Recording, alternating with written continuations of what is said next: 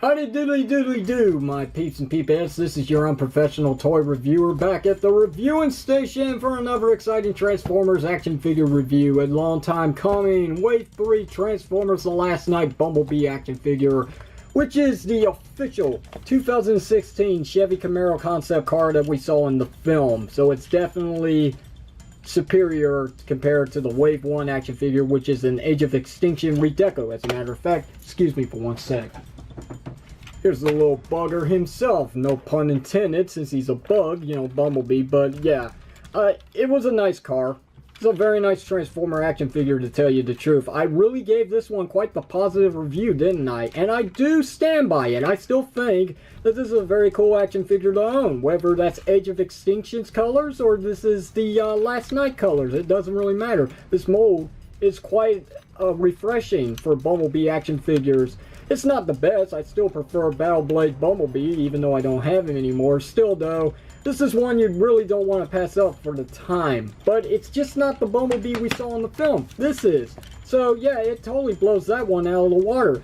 And it looks good all around. Yes, there's a little bit of paint missing. It could use a little more shot of maybe some silver to break some up of this bland yellow going on here. But you know, for what it is, it's not bad. Most Transformer figures really don't have this much attention to paint work, I tell you the truth. But it is good. We do have some headlights painted here from this metallic blue. We do have the Chevy logo that's painted in yellow. A bunch of black going on for the whole top section of the car. On the back, we got the tail lights painted in red. We do have this nice tiger stripe patterning going on here for the back section, which looks nice. I do like that. It would have been nice if there was some silver down here for the exhaust pipe, but what are you going to do, right? Paint it yourself? Why not? But hey, it's not too bad. Let's sit him down for a moment and get to the packaging, which is the one thing I forgot, which I'm supposed to do first and foremost on every video review on this channel. So here it is. There's your front. It's Bumblebee. It's Transformers. It's Premier Edition, just to let you know, as a reminder. On the side here, which I'll leave it this way, you got Bumblebee. You got his brief summary, Courageous Scout. Not much else to say. On the back here, got your CGI rendered form of both vehicle and robot in 17 steps of transformation, with also included figures of this Wave, Strafe, and Crosshairs. And that's pretty much it for the packaging. The figure also has a set of instructions right here.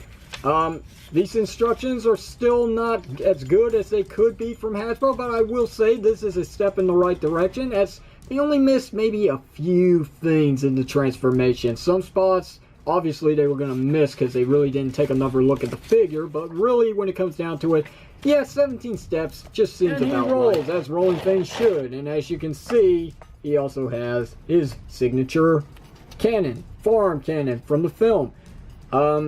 It does have a tab right there, which if you turn the figure on this side here, he actually has a slot, so you can slot it in like so. And there is your weapon storage for the figure, because you know he does have quite the clearance section right there in the front of the car. It's not enough to fit the cannon in. Believe me, I tried. It's going to take some major retooling here.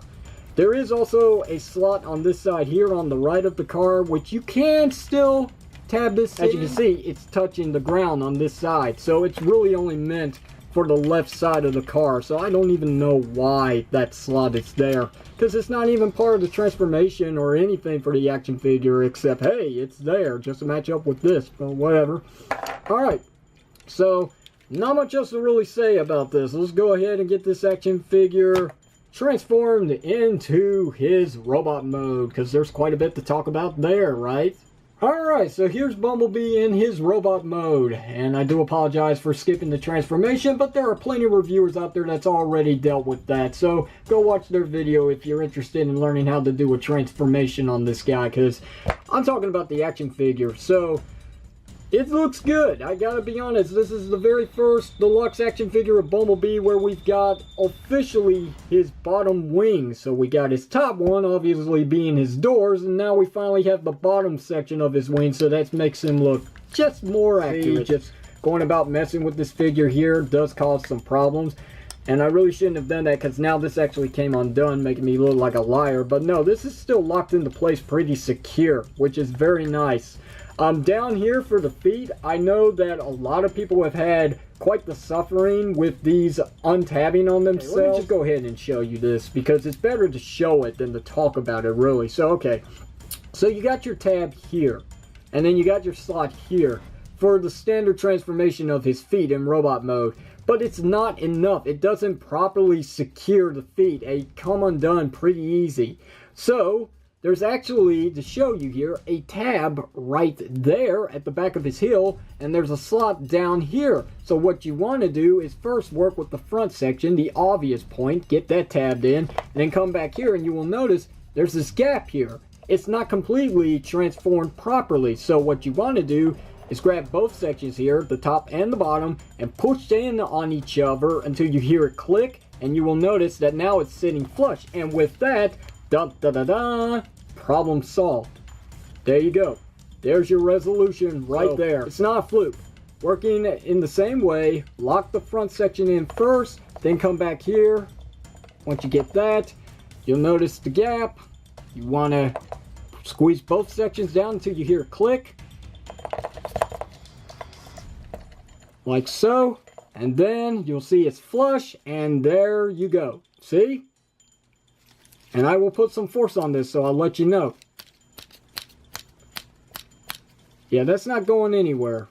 As you can see, both still locked in place. Seems to be a matter of certain figures maybe have this, maybe have that, but I seem to have a pretty good figure here. Yes, he does have a little bit of some looseness to his feet, or not his feet, but his hips. They are ball joints, and they do have a tendency to just wobble around, but it does hold to a certain degree.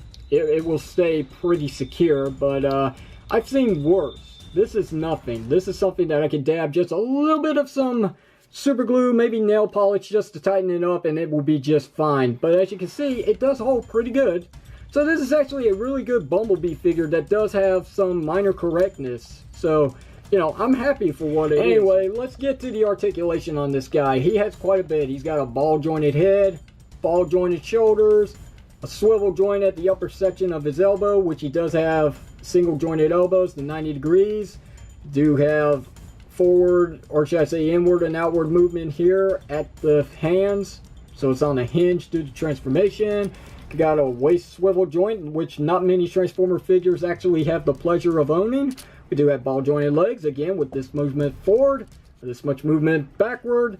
We do have our inward and outward, which we do get our JCVD on, so that's nice.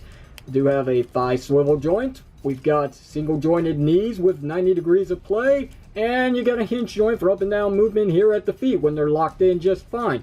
And there is an ankle rocker system due to transformation, but it goes the opposite way, so it makes it look like he broke his leg in combat or something. And it's no flipping out the forearm into his cannon. No, actually this time he does have a very nice replicated, as accurate as it can get for a little deluxe action figure of his cannon. It looks really good. Just could use a little paint. It does have some paint here just to break up the color blandness, but I will say it could use maybe just a little bit more. But still, for what it is, it's not too bad. It's very nicely detailed and it looks really good.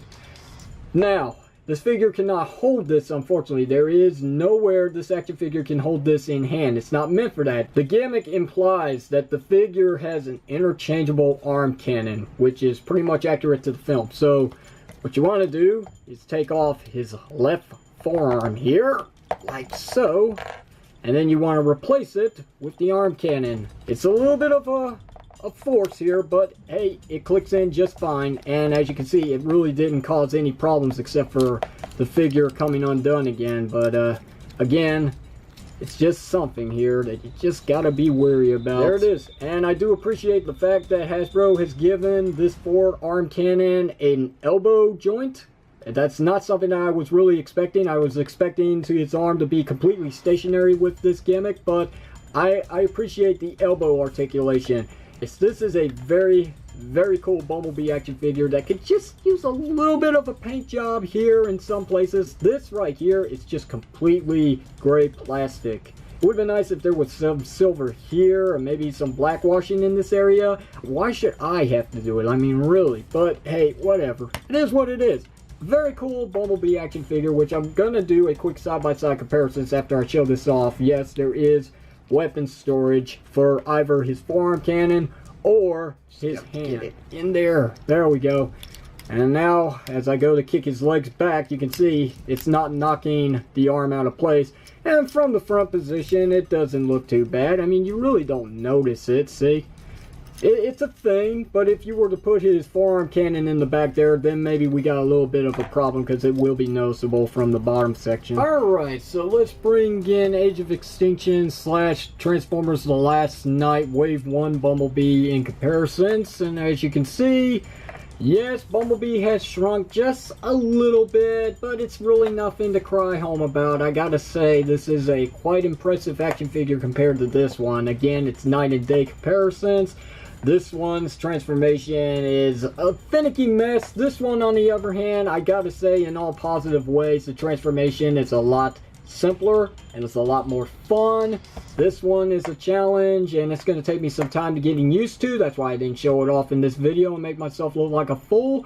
But anyway, as it stands, they're both really cool action figures that you want to own, tell you the truth. So yeah, don't skip out on either one. Maybe it's just a holiday rush thing. Then again, maybe it's not. Maybe this is a pretty hard figure to come by. As it stands right now, again, if you see him, don't pass him up. He's definitely worth it, especially if you get a good one just like mine here. So that's going to do it. Questions or comments, do hit it down below in the comment section of the video. If you like today's video review, hit the thumbs up button. If you haven't already, don't forget to hit that subscribe button and see other video reviews similar to one you're seeing here today, with more video reviews on the way. Until then, this is the Unprofessional Toy Reviewer Red Power signing off, saying thank you very much for watching this, and I will see you whenever you see me.